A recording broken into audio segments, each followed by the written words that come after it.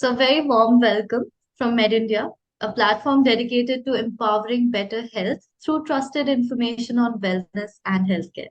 Today, it's a true honor to interview Miss Suparna Chadda, the brilliant mind behind the Simply Suparna Media Network. She stands as a genuine pioneer, utilizing media for positive change.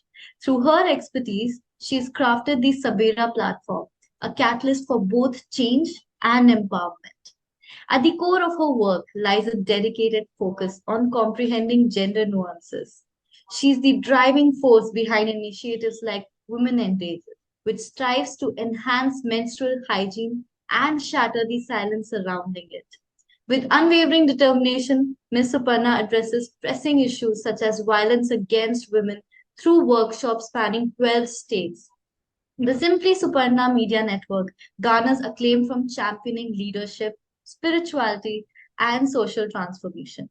It has even earned recognition from the United Nations Women as an SME champion. This underscores the notion that genuine leadership knows no boundaries, and the societal change can flourish through the synergy of leadership and spirituality. Today, we have a special opportunity to learn from Ms. Suparna's journey. We're ready to explore her efforts to bring lasting improvements to menstrual hygiene management. We're excited to talk about different aspects, including the challenges faced by women in less privileged areas, the environmental effects of menstrual products, the role of education in breaking taboos, and the economic changes that can result from these improvements. With this, let's commence this interview and extend a heartfelt welcome to Miss Suparna. So, to begin with, ma'am, please tell us about your journey in spreading awareness and initiating a change in society about periods and period hygiene. Thank you so much, Dr. Krishangna, for taking the time and for exploring this very unexplored area with me today. I have been with the media for over 2 decades, and I realized that despite me being from the media, when I wanted to start working in the sustainable menstrual hygiene space, I realized that there is very little information, at least India-specific information that is there. And the whole thing was actually triggered off with a gift by a friend of mine in Bangalore. She runs Stone Soup. It's basically an organization that produces sustainable menstrual hygiene products like cloth pads and medical grade silicone cups, menstrual cups. And when she gifted me one, at that time she wasn't manufacturing, and she explained to me the benefits of using a menstrual cup. I used it for a couple of years and realized how convenient it is for me to manage my periods through that. And also how important it is from an environmental perspective, because then I formally wanted to get into this and start creating awareness about it.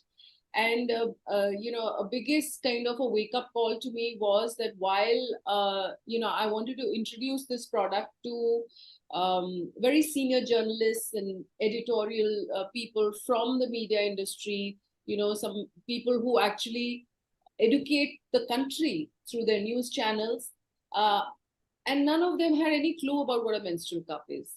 So that kind of formed my kind of resolve to be able to, continue working in this space. And from there, one thing led to the other. Wow, that's a beautiful journey. And your thoughtful response actually demonstrates your commitment to this matter. With this, I move on to the next question. What are some of the most pressing challenges women face in terms of menstrual hygiene, particularly in undeserved communities? Yeah, so, when I started from there, I formally also then created a trust called Women in Danger. While informally, I was continuing to work, and my focus was specifically in the marginalized sector. When I went and walked through the slums in and around Delhi, because all of this was being done by my own passion and my own funds, etc. So I wanted to focus on areas which were accessible to me logistically, and that kind of necessitated my need to be around maybe a Jhopdi cluster in Patparganj or somewhere in Noida and around Delhi. And when I walked the slums, I realized that while, and this was in 2013, yeah, when we started, I realized that while trash and waste products are, a problem even in the urban scenarios, but in the marginalized sectors within fringes of the urban societies and communities, it is very much accentuated. So while we may have trash cans and trash bins which are separate and they don't create so much of a mess, but slums literally are developed around these areas. And this was one aspect of it in terms of the kind of trash, and most of the trash essentially is the ones that cannot be disposed of so easily, as in they're not biodegradable. So and a lot of it is sanitary pads and diapers, because each sanitary pad is made of nothing but 4 plastic bags, which essentially do not decompose, or at least in our lifetimes, or maybe our children's or grandchildren's lifetimes, they will never decompose. So this was one major issue. The other thing in terms of mensuration itself was the access to the right kind of information. Because when I would go in and speak about menstruation, it would also give me a platform to talk about maybe gender parity, to talk about nutrition, to talk about basic things like cotton or old saris being good, as opposed to the fact that a lot of sanitary pad manufacturing companies themselves promote as sanitary pads to be the only hygienic solution, and cotton cloth etc. is to be very archaic. Now that is a completely wrong nuance to promote. While it serves the menstrual commerce, which means that it serves the idea of selling sanitary pads, but the fact is that India is a tropical country, and cotton is in abundance, and cotton is the only material, as you know, breathes.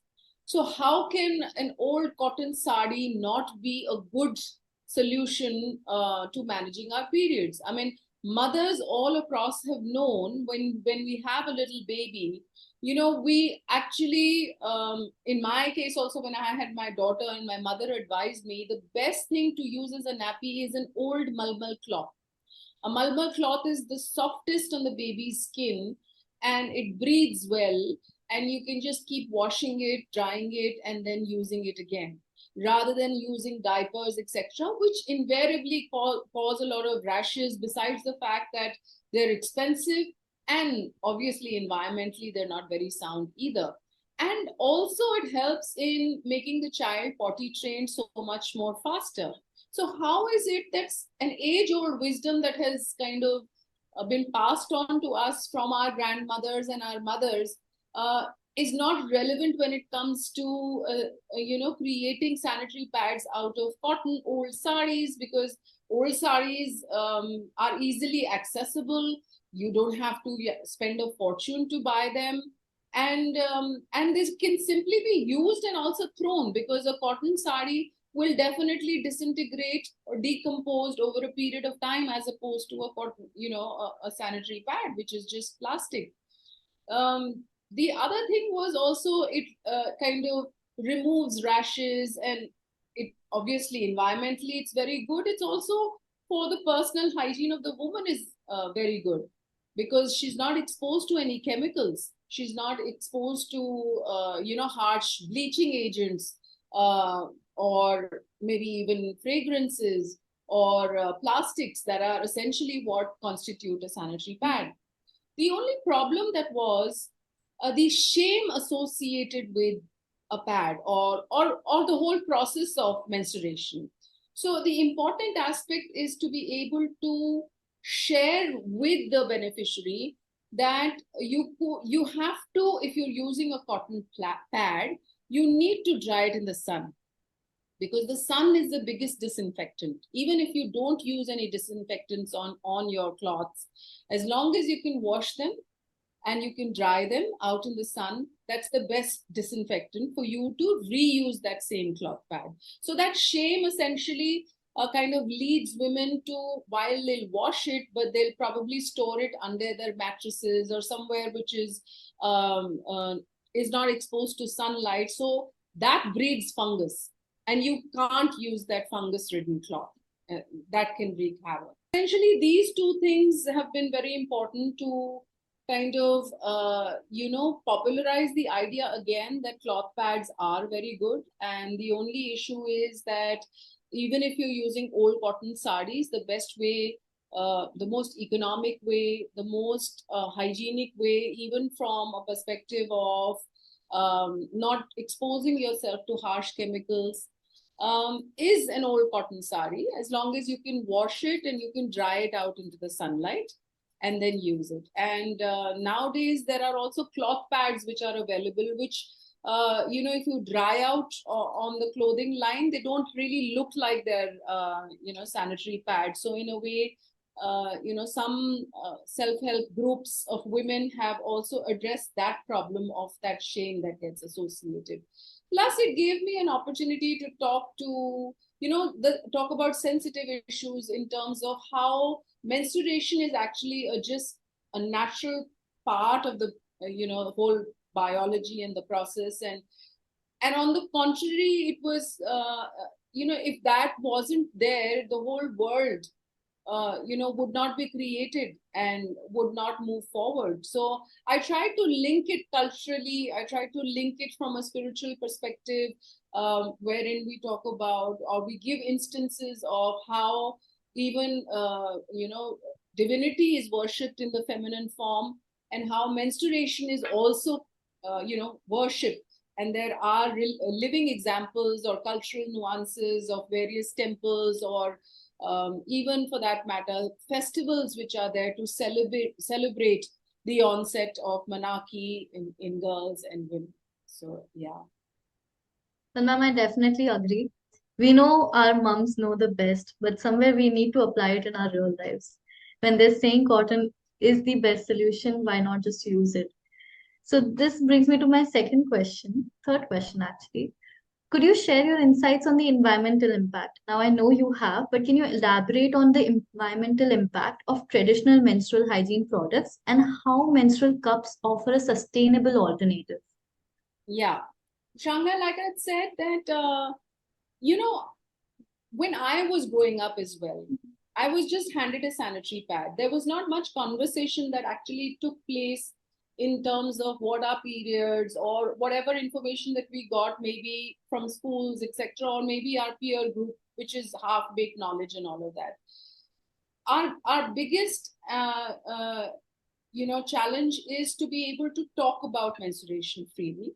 And when we talk or address about this freely, it also gives us an avenue to talk about the alternative solutions which are available, rather than just a sanitary pad. Because while growing up, we never spoke about it, and there were no solutions other than the sanitary pad that were offered.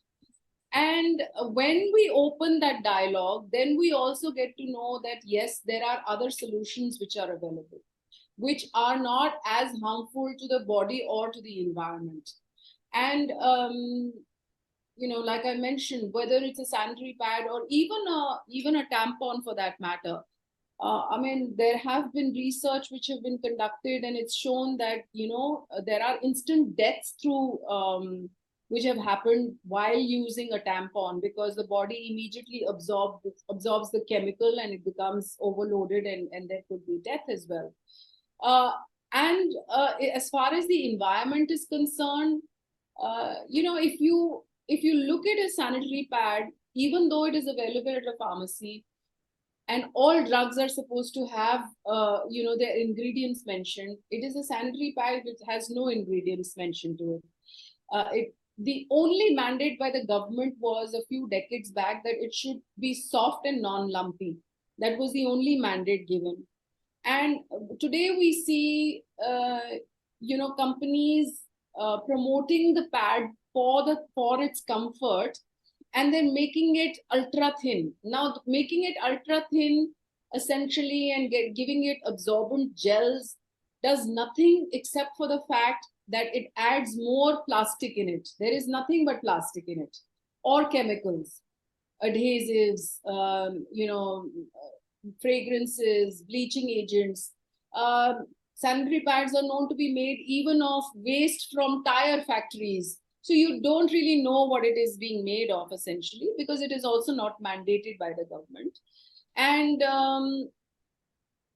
and plastic, while in itself is biodegradable, but these microplastics that make these even thinner pads and make them even thinner are worse for the ecosystem, because they tend to get mixed up with the soil, and that soil kind of absorbs its nutrients. The roots absorbs its nutrients from the soil, and it gets back into the food cycle, those micronutrients, and they probably could either go into the water sources, or they could get into the plants, and then ultimately they come back into the human body. So while a plastic bag you can still sift from a trash, but this microplastic gets into your system and adds all that plastic into your system, which you, from either a soil or from water, you can never separate that.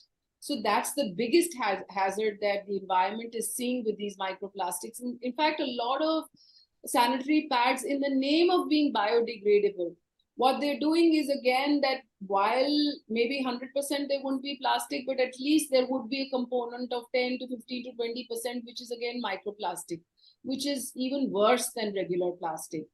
Second thing is, for its absorbent quality, these gels essentially, when they're not disposed, a sanitary pad is not disposed responsibly, and a lot of time this happens, we just kind of wrap it and throw it out into the trash, and the person who comes to collect the trash takes it. Of course, now, at least in Delhi, the trash is being segregated. But even so, when it is even segregated, imagine the end source where it is going. There is somebody who is going to be handling your trash, handling that product, trying to put it somewhere or whatever it is. I mean, we don't want to touch it, but yet we turn a blind eye as somebody else is doing it. Now, that is also still okay. Okay, in the sense, in the relative scheme of things. Imagine what happens when these clog drains. So essentially, while manual scavenging has been banned in India many, many years ago, but there is no other alternative when these either diapers or sanitary pads clog these drains. Individuals need to, get down into those drains and declog them with their hands. So from a perspective of even, it's like so inhuman for somebody to be doing this for us. And the final thing is that when it is thrown out into these trash bins and all, either they're eaten up by cattle, and they get into the stomachs of the cattle and they literally explode because there's nowhere else that it can go, or it is torn by dogs on the road and it becomes like a menace even further. So it's really, really inhuman to be expecting somebody else to be handling our trash or declogging drains, or adding to the already existing load as far as trash is concerned, ending up in cattle's bodies, and not just that, our own bodies through the micronutrients. So all of this is adding up to the environmental damage. I agree, ma'am. In fact, there are now reports that, these microplastics are like viral ticking bombs. They carry viruses. And with COVID, we should know that Yeah. these can turn into a pandemic. And then not just that, microplastics are actually found in our body also. In a recent study, it was found in a human heart. Yeah. So this is quite concerning. Yeah. So this definitely raises a lot of issue. Yeah. Okay, my next question is, in your experience, how do cultural taboos and social stigmas impact women's access to proper menstrual hygiene? So all these facilities and education, how is it playing a role? Absolutely, it plays the largest role. I mean, I'm not talking about just the marginal sector. Every time I have actually conducted a workshop and the attendees have seen me talk about it so openly and without shame, I've literally had teachers from government school open up and talk about, these things. They're saying that, we've done research that wherever divinity or, culturally related, the way you worship divinity in a feminine form, there are cultural nuances that still exist that celebrate menstruation. Whether it is at the Kamakhya Devi temple, or whether it is down south, there is a festival called Ritu Samskaran, which essentially, dresses up the young girl who has had her first period. Beautifully, the society is invited, and while the intent is beautiful, it may have gotten corrupted now or whatever.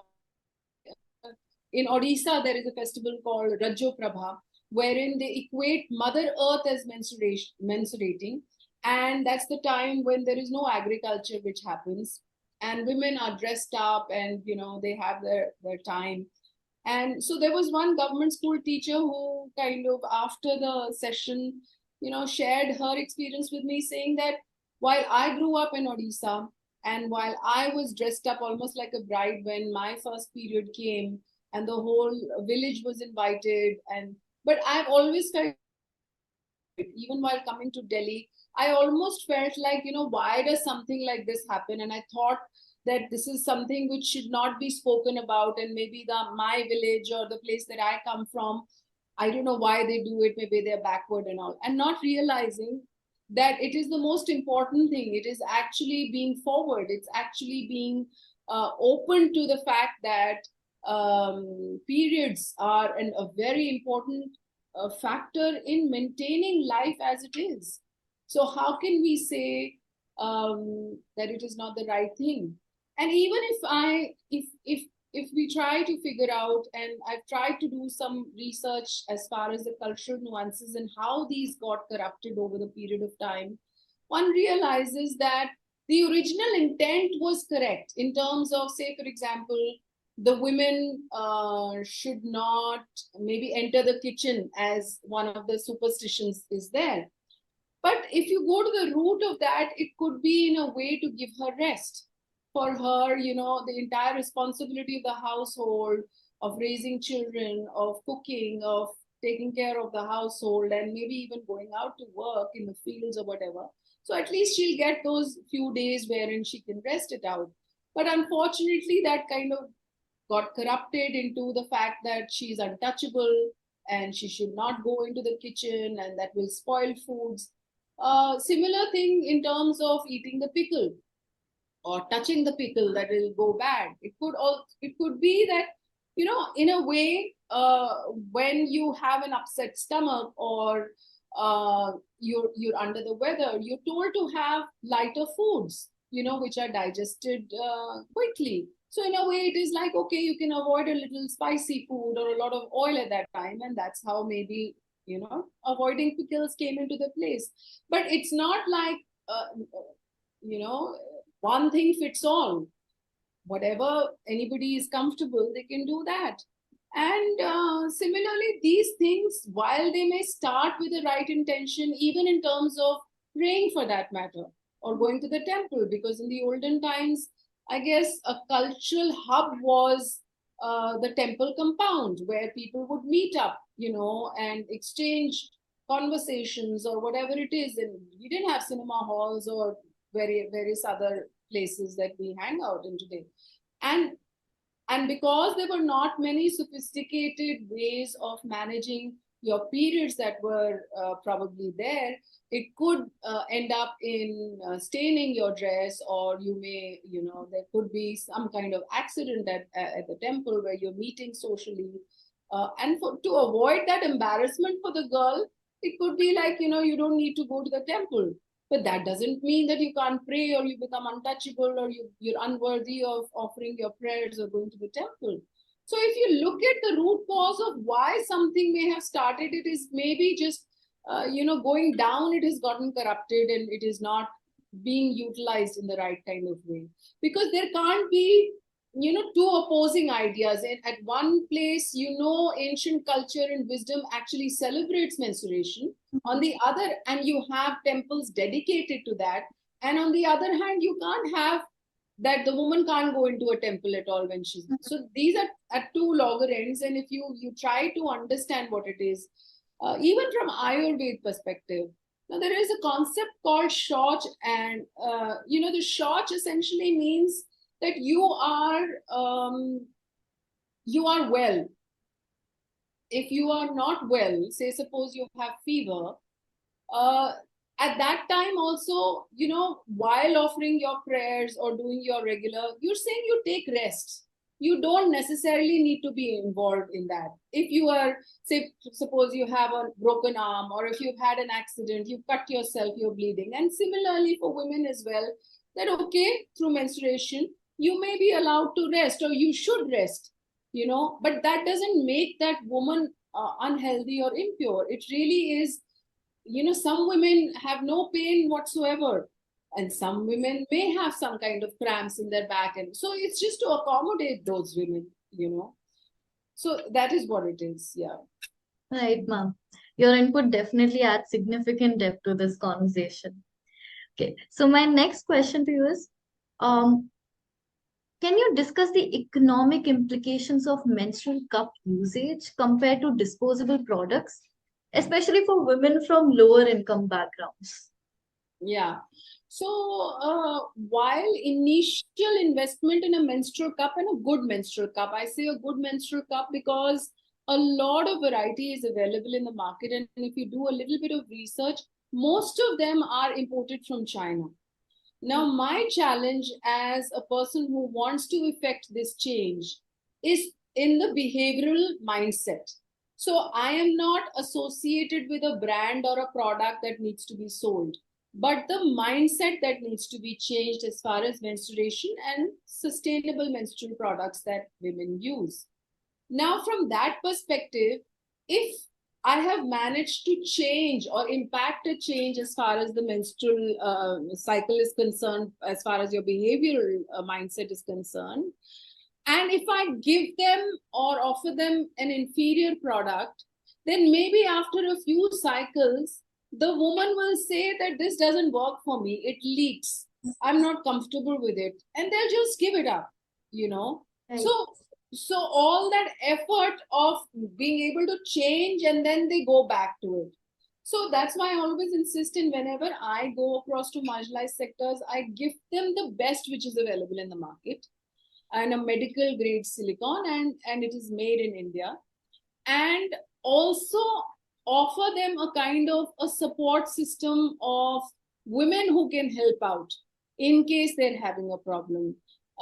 Through the workshop, also, share with them how you can manage those cups, because in terms of their upkeep, something that I give to them costs almost 900 rupees plus. And in a way, if you can just wash them and keep it well, it maintains its shape and can be good of usage for the next 8 to 10 years. So it completely eliminates their need to purchase a sanitary pad on a month-on-month basis, and you can calculate accordingly for 10 years how many pads that one would save for one woman with one menstrual cup. So initial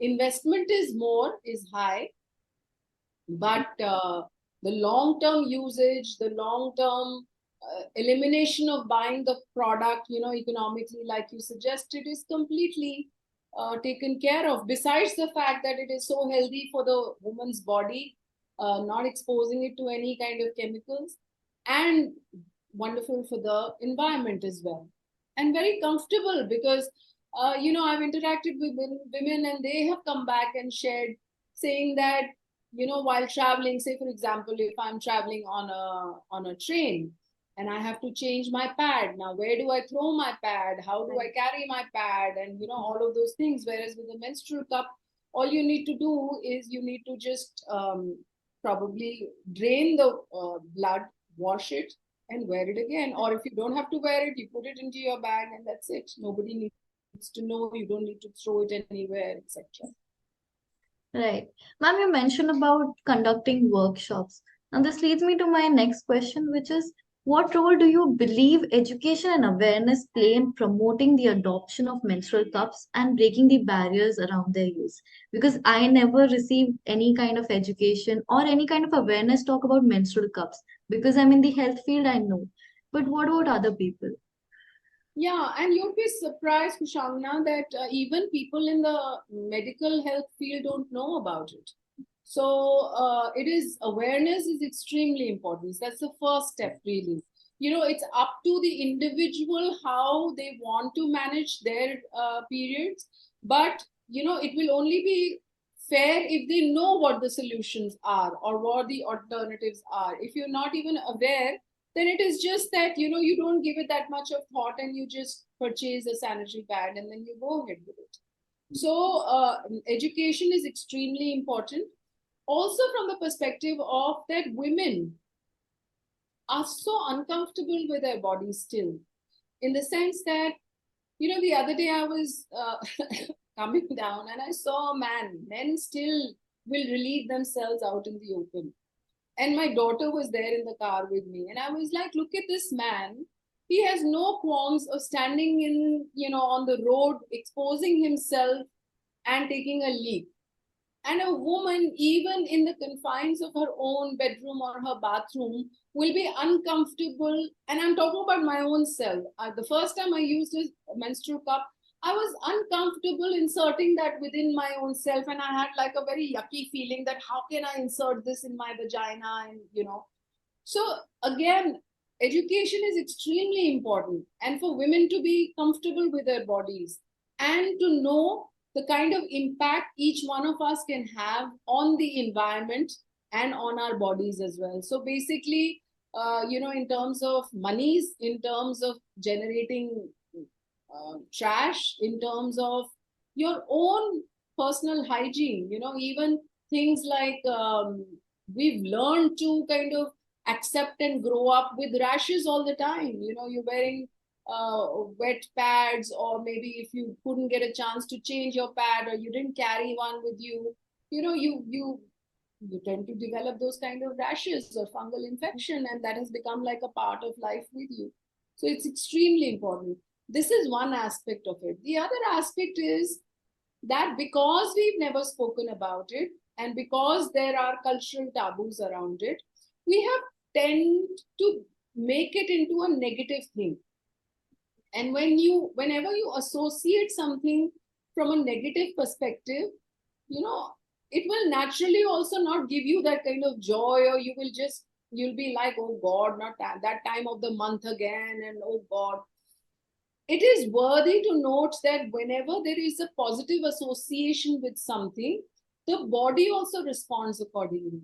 So a Right. lot of times then when you have a positive association, the cramps would be maybe much less, or mental anxiety or fatigue, or you know, a lot of hormonal changes could be managed in a much better way, as opposed to if you already have a negative connotation and association with menstruation. I definitely agree with that, ma'am. So, what strategies do you think government can recommend and organizations to integrate menstrual hygiene management, including menstrual cup distribution, which I know you are doing, into the public health policy? So, how can government help and all these organizations? I think government is also taking its strides in small steps, because initially it was that it was completely a taboo, so nothing was done. There's a lot of GST, etc., that was levied. At least that has been now removed as far as the menstrual hygiene products are concerned. But then, you know, still there is this whole thing of distributing pads free of cost. While the policies are in place, there are, you know, examples like, for example, in Telangana, there is a district called Siddipet. Now, there has been successful adaptation of all the frontline workers into menstrual cups. and it's like a recorded thing of how they have given feedback of how comfortable they are wearing it, and so there already is a set example in that Siddipet. So I think it is just a matter of other district heads or other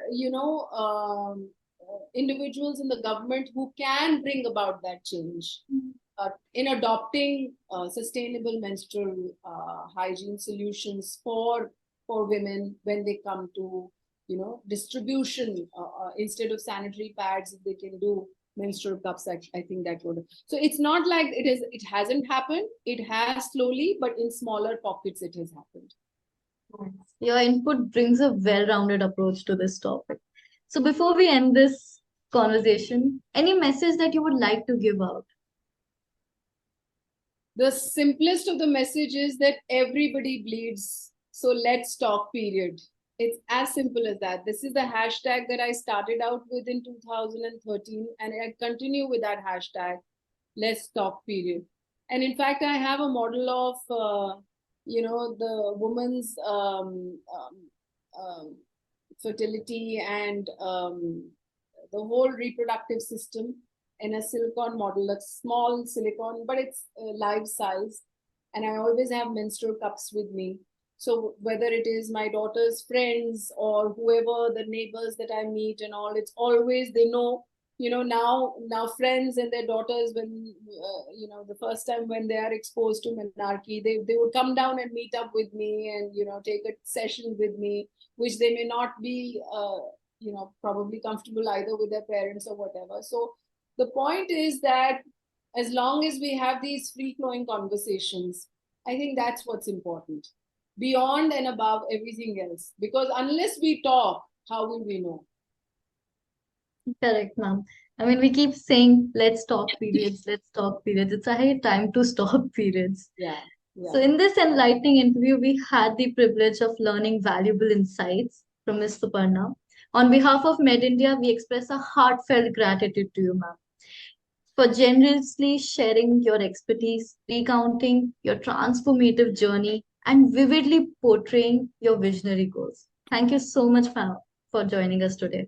Thank you. My only driving force, Kushangna, is the fact that I'm not looking at it that I can change the world, but as long as I can impact my circle of influence, and if each one of us can adopt those practices, I think the battle would be won. Definitely, ma'am. I think that was one reason why we wanted to do this interview, because it's high time we spread this awareness. When I heard about menstrual cups, I was not sure what it is. And I still have that thing that, okay, how does it even work? But when someone's there who's telling you how to use it, what are the benefits of it, you want to use it. So we need to change with times, because it's on long term, sanitary pads are not going to help us. Sure. Or listen to our moms, grandmoms, when they're saying, use your cotton saris, convert it into a pad. We really need to start doing that. But thank you so much. It was such an insightful talk with you. I personally enjoyed it a lot, and I'm definitely sure this will help us spread awareness about menstrual hygiene products and menstrual cups. Thank you so much, and God bless. Thank you, ma'am. Thank you so much.